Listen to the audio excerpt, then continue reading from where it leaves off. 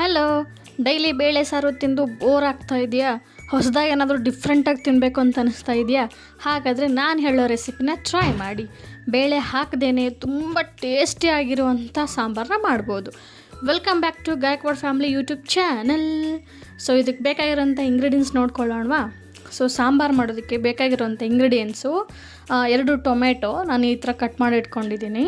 ಸ್ವಲ್ಪ ತೆಂಗಿನಕಾಯಿ, ಅರ್ಧ ತೆಂಗಿನಕಾಯಲ್ಲಿ ಅರ್ಧ ತೊಗೊಂಡಿದ್ದೀನಿ, ಕಾಲು ಭಾಗ ತೆಂಗಿನಕಾಯಿ. ಒಂದು 2 ಗೆಡ್ಡೆ ಬೆಳ್ಳುಳ್ಳಿನ ಸಿಪ್ಪೆ ಸುಲಿದು ಇಟ್ಕೊಂಡಿದ್ದೀನಿ. ಸ್ವಲ್ಪ ಶೇಂಗಾ ಬೀಜ, ಖಾರದ ಪುಡಿ, ಸಾಂಬಾರು ಪುಡಿ ಮತ್ತು ಸ್ವಲ್ಪ ಅರಿಶಿನ ಮತ್ತು ರುಚಿಗೆ ತಕ್ಕಷ್ಟು ಸ್ವಲ್ಪ ಉಪ್ಪು. ಸೊ ಕೊಬ್ಬರಿ ಮತ್ತು ತೆಂಗಿನಕಾಯಿ ಮತ್ತು ಶೇಂಗಾ ಬೀಜನ ಇವು ಮತ್ತು ಬೆಳ್ಳುಳ್ಳಿ ಮೂರೂ ಹಾಕಿ ಮಿಕ್ಸ್ ಮಾಡಿಕೊಂಡು ಫ್ರೈ ಮಾಡ್ಕೊಳ್ಳೋಣ. ಟೊಮೆಟೊನ ಆಮೇಲೆ ಹಾಕ್ಕೊಳ್ಳೋಣ. ಸೊ ಇದ್ರ ಮಧ್ಯೆ ಹಾಕ್ಕೊಂಡ್ರೆ ಗಿಜಿ ಅನಿಸುತ್ತೆ, ಚೆನ್ನಾಗಿರಲ್ಲ. ಸೊ ನಾನೀಗ ಸ್ಟವ್ ಆನ್ ಮಾಡಿಕೊಂಡು ಒಂದು ಪ್ಯಾನ್ ಇಟ್ಕೊಂಡಿದ್ದೀನಿ. ಪ್ಯಾನ್ ಬಿಸಿ ಆದಮೇಲೆ ಬಿಸಿಯಾಗಿ ಹಾಕ್ಬಿಡಿ. ಬಿಸಿ ಆದಮೇಲೆ ಸ್ವಲ್ಪ ಶೇಂಗಾ ಬೀಜ ಮತ್ತು ಅವನ್ನೆಲ್ಲ ತೆಂಗಿನಕಾಯಿ ಬೆಳ್ಳುಳ್ಳಿ ಹಾಕ್ಕೊಂಡು ಫ್ರೈ ಮಾಡ್ಕೊಳ್ಳೋಣ. ಮೊದಲಿಗೆ ಶೇಂಗಾ ಬೀಜ ಹಾಕ್ಕೊಂಡು ಫ್ರೈ ಮಾಡ್ಕೊಳ್ಳಿ. ಇದನ್ನು 1 ನಿಮಿಷ ಫ್ರೈ ಮಾಡಿ ಆಮೇಲೆ ತೆಂಗಿನಕಾಯಿ ಹಾಕಿ, ಇಲ್ಲಾಂದರೆ ಅದು ಚೆನ್ನಾಗಿರಲ್ಲ ಟೇಸ್ಟು. ಸೊ ಇದು ಫ್ರೈ ಆಗ್ತಾಯಿದೆ, ಇವಾಗ ಚೆನ್ನಾಗಿ ಫ್ರೈ ಆಗಲಿ. ಸೊ ಇದಾದಮೇಲೆ ನಾವು ತೆಂಗಿನಕಾಯಿ ಮತ್ತು ಬೆಳ್ಳುಳ್ಳಿನ ಆ್ಯಡ್ ಮಾಡ್ಕೊಳ್ಳೋಣ.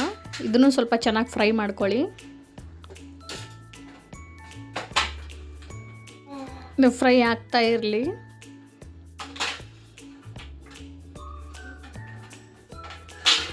ಹಿಂದೆ ರಾಜ ಮಹಾರಾಜರು ಇದ್ದಂಥ ಕಾಲದಲ್ಲಿ ಮಾತಾಡ್ತಾ ಇದ್ರಲ್ಲ, ಆ ಲ್ಯಾಂಗ್ವೇಜ್ನ ನಾನು ಸ್ವಲ್ಪ ಟ್ರೈ ಮಾಡೋಣ ಅಂದ್ಕೊಂಡಿದ್ದೀನಿ.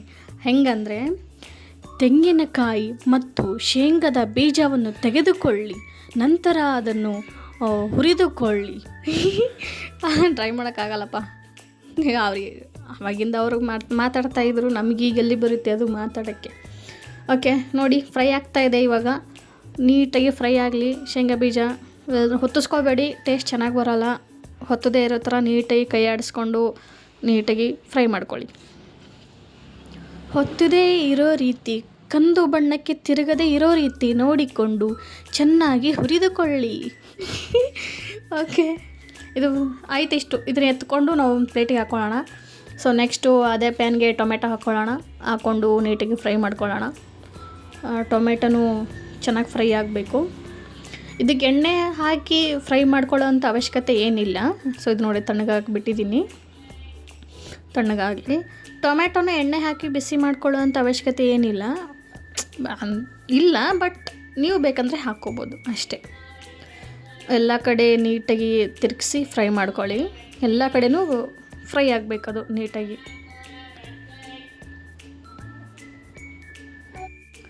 ಸೈಂಟಿಸ್ಟ್ ಅಂದರೆ ವಿಜ್ಞಾನಿಗಳು ಹೇಳೋ ಪ್ರಕಾರ ಟೊಮೆಟೊ ಒಂದು ಹಣ್ಣಂತೆ. ನನಗೂ ಗೊತ್ತಿರಲಿಲ್ಲ ಮೊದಲು. ಟೊಮೆಟೊ ಕೂಡ ಒಂದು ಹಣ್ಣು, ಫ್ರೂಟ್ ಅಂತ ಪರಿಗಣಿಸಲಾಗಿದೆ ಅಂತೆ.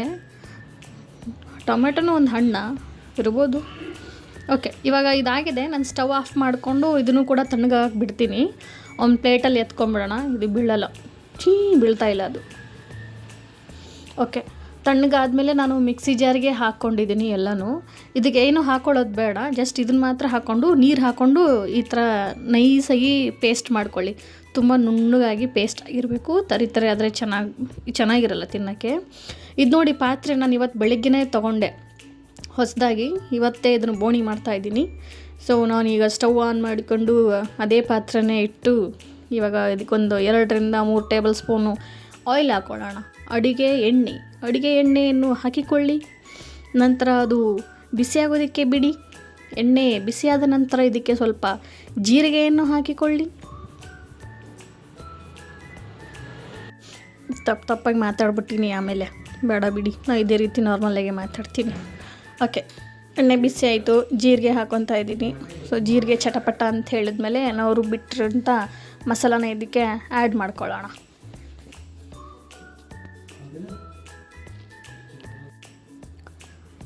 ರುಬ್ಬಿಟ್ಟಿರೋಂಥ ಪೇಸ್ಟ್ ಇದೆ ನೋಡಿ, ಇದನ್ನು ಹಾಕ್ಕೊಳ್ಳಿ. ಕರಿಬೇವು ಹಾಕೋದು ಮರ್ತ್ಬಿಟ್ಟೆ, ನೀವು ಹಾಕ್ಕೊಳ್ಳಿ. ಸಾರಿ, ವಿಡಿಯೋದಲ್ಲಿ ತೋರ್ಸೋಕ್ಕಾಗಲಿಲ್ಲ. ರುಬ್ಬಿಟ್ಟಿರೋಂಥ ಮಸಾಲಾನ ಇದಕ್ಕೆ ಆ್ಯಡ್ ಮಾಡ್ಕೊಳ್ಳೋಣ. ಇದಕ್ಕೆ ನೀವು ಬೇಕಿದ್ದರೆ ಒಗ್ಗರಣೆಗೆ ಈರುಳ್ಳಿನ ಚಿಕ್ಕ ಚಿಕ್ಕದಾಗಿ ಕಟ್ ಮಾಡ್ಕೊಂಡು ಹಾಕ್ಕೋಬೋದು. ಬಟ್ ನನಗೆ ಸಾಂಬಾರಲ್ಲಿ ಈರುಳ್ಳಿ ತಿನ್ನೋಕೆ ಇಷ್ಟ ಆಗೋಲ್ಲ, ಹಾಗಾಗಿ ನಾನು ಹಾಕ್ಕೊಂಡಿಲ್ಲ. ನೀವು ಬೇಕು ಅಂತಂದರೆ ಹಾಕ್ಕೋಬೋದು.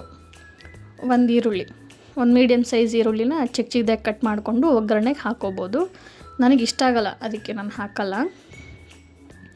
ಸೊ ಇದು ನಿಮಗೆ ಇದು ಸ್ವಲ್ಪ ಗಟ್ಟಿಯಾಗಿರುತ್ತಲ್ಲ ಸಾಂಬಾರು, ಸ್ವಲ್ಪ ಇದಕ್ಕೆ ನಿಮಗೆ ಎಷ್ಟು ಬೇಕು ಅಷ್ಟು ಅಳತೆ ತಕ್ಕಂಗೆ ನೀರು ಹಾಕ್ಕೊಳ್ಳಿ. ಇದು ಸ್ವಲ್ಪ ಒಂದು ಕುದಿ ಬರಲಿ. ಒಂದು ಕುದಿ ಬಂದಮೇಲೆ ಇದಕ್ಕೆ ನಾವು ಮಸಾಲೆಗಳನ್ನ ಆ್ಯಡ್ ಮಾಡ್ಕೊಳ್ಳೋಣ. ಒಂದು ಚಿಟಿಕೆ ಅರಿಶಿನ ಹಾಕ್ಕೊಳ್ಳೋಣ. ನಂತರ ಸ್ವಲ್ಪ ಖಾರದ ಪುಡಿ, 1.5 ಟೇಬಲ್ ಸ್ಪೂನ್ ನಾನು ಖಾರದ ಪುಡಿ ಹಾಕ್ಕೊತಾ ಇದ್ದೀನಿ.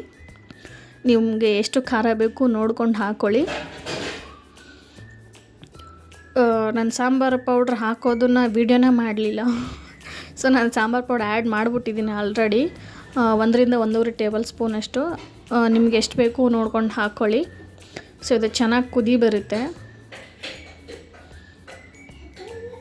ಎಲ್ಲ ಕಡೆ ನೀಟಾಗಿ ಮಿಕ್ಸ್ ಮಾಡ್ಕೊಳ್ಳಿ. ಒಂದು ಸರ್ತಿ ಮಿಕ್ಸ್ ಆಗಿಬಿಡಲಿ ಎಲ್ಲನೂ ಗಂಟು ಆಗಿಬಿಡ್ತೈತೆ ಮಸಾಲ, ಅದನ್ನು ನೀಟಾಗಿ ಮಿಕ್ಸ್ ಮಾಡ್ಕೊಳ್ಳೋಣ. ಸೊ ಇವಾಗ ನಾನು ಇನ್ನೂ ನೀರು ಆ್ಯಡ್ ಮಾಡಿಲ್ಲ. ನೀರು ಆ್ಯಡ್ ಮಾಡೋಕ್ಕೆ ಮುಂಚೆ ಇಷ್ಟು ಗಟ್ಟಿಯಾಗಿದೆ ಸಾಂಬಾರು. ನಾನು ಇದಕ್ಕೆ ಸ್ವಲ್ಪ ನೀರು ಒಂದು ಗ್ಲಾಸಷ್ಟು ನಾನು ನೀರು ಹಾಕ್ಕೊಳ್ತೀನಿ. ನಿಮಗೆ ಬೇಕಿದ್ದರೆ ಹಾಕ್ಕೊಳ್ಳಿ, ಬೇಡ ಅಂದರೆ ಅಷ್ಟಕ್ಕೆ ಬಿಡಿ, ಪರವಾಗಿಲ್ಲ. ನೀರು ಹಾಕ್ಕೊಂಡು ಚೆನ್ನಾಗಿ ಇದೊಂದು ಕುದಿ ಬರಬೇಕು. ಸಾಂಬಾರು ಎಷ್ಟು ಚೆನ್ನಾಗಿ ಕುದಿಯುತ್ತೋ ಅಷ್ಟು ಚೆನ್ನಾಗಿ ಟೇಸ್ಟ್ ಬರುತ್ತೆ. ಅರ್ಧಂಬರ್ಧಕ್ಕೆ ಬೇಯಿಸ್ಬೇಡಿ, ಕುದಿಸ್ಬೇಡಿ, ಚೆನ್ನಾಗಿ ಬರಲ್ಲ ಟೇಸ್ಟು. ಸೊ ಇದು ಕುದಿಯೋಕ್ಕೆ ಸ್ಟಾರ್ಟ್ ಆಗಿದೆ. ಇದಕ್ಕೆ ಸ್ವಲ್ಪ ಉಪ್ಪು ಹಾಕ್ಕೊಳ್ಳೋಣ. ರುಚಿಗೆ ತಕ್ಕಷ್ಟು ಉಪ್ಪು, ನಿಮ್ಮ ಟೇಸ್ಟಿಗೆ ಅನುಸಾರವಾಗಿ ನೀವು ಉಪ್ಪನ್ನು ಹಾಕ್ಕೊಳ್ಳಿ. ಜಾಸ್ತಿ ಹಾಕ್ಕೊಂಡು ಆಮೇಲೆ ಕೆಡಿಸ್ಬಿಡಬೇಡಿ. ಓಕೆ, ಚೆನ್ನಾಗಿ ಮಿಕ್ಸ್ ಕೊಡೋಣ. ಇದಕ್ಕೂ ಒಂದು ಮಿಕ್ಸ್ ಆಗಲಿ. ಇದು ನಾನು ವೀಡಿಯೋದಲ್ಲಿ ಕೊತ್ತಂಬರಿ ಸೊಪ್ಪನ್ನ ತೋರಿಸೋದನ್ನು ಮರ್ತುಬಿಟ್ಟಿದ್ದೆ. ಸೊ ಹಾಗಾಗಿ ನಾನು ಕೊತ್ತಂಬರಿ ಸೊಪ್ಪನ್ನ ನೀಟಾಗಿ ತೊಳೆದು ಕಟ್ ಮಾಡಿಕೊಂಡು ಅದಕ್ಕೆ ಆ್ಯಡ್ ಮಾಡ್ಕೊತೀನಿ. ಕಿಚನ್ ಕಿಂಗ್ ಅಲ್ವಾ, ಕಿಂಗ್ ಅಲ್ಲ, ಕಿಚನ್ ಕ್ವೀನ್ ಕೊತ್ತಂಬರಿ ಸೊಪ್ಪು. ಓಕೆ, ತೊಳೆದು ನೀಟಾಗಿ ಕಟ್ ಮಾಡ್ಕೊಂಡು ಆ್ಯಡ್ ಮಾಡ್ಕೊಂಡಿದ್ದೀನಿ. ಕೊತ್ತಂಬರಿ ಸೊಪ್ಪು ಹಾಕಿದ ತಕ್ಷಣ ಘಮ್ ಅಂತ ಸ್ಮೆಲ್ ಬರುತ್ತೆ. ಸಾಂಬಾರು ಬೇರೆ ಅಲ್ಲ. ಓಕೆ, ಸ್ಮೆಲ್ ಚೆನ್ನಾಗಿ ಬರ್ತಾ ಇದೆ. ಕೊತ್ತಂಬರಿ ಸೊಪ್ಪು ಹಾಕಿ ಇದನ್ನು ಚೆನ್ನಾಗಿ ಮಿಕ್ಸ್ ಮಾಡ್ಕೊಳ್ಳಿ.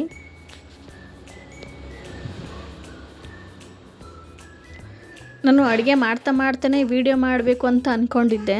ಮನೆ ಮುಂದೆ ಕೆಲಸ ನಡೀತಾ ಇದೆ. ಓನರು ಬೇರೆ ಮನೆ ಕಟ್ಟುತ್ತಾ ಇದ್ದಾರೆ. So machine sound, vehicle sound, ಜನಗಳ ಸೌಂಡು ಸಿಕ್ಕಾಪಟ್ಟೆ ಇದೆ. ಸೊ ಸಾಂಬಾರು ರೆಡಿ ಆಯಿತು. ಬಿಸಿ ಅನ್ನಕ್ಕೆ ಸ್ವಲ್ಪ ತುಪ್ಪ ಹಾಕ್ಕೊಂಡು ಸಾಂಬಾರನ್ನ ಹಾಕ್ಕೊಂಡು ತಿಂತಾಯಿದ್ರೆ ಆಹಾ ಸ್ವರ್ಗ. ಸೊ ಇದಾಗಿತ್ತು ನಮ್ಮ ಇವತ್ತಿನ ಮಸಾಲ ಸಾಂಬಾರನ್ನ ವಿಡಿಯೋ. ಸೊ ಇದೇ ರೀತಿ ಹೆಚ್ಚಿನ ರೆಸಿಪಿಗಾಗಿ ನನ್ನ ಯೂಟ್ಯೂಬ್ ಚಾನಲ್ನ ಫಾಲೋ ಮಾಡಿ. Thanks for watching.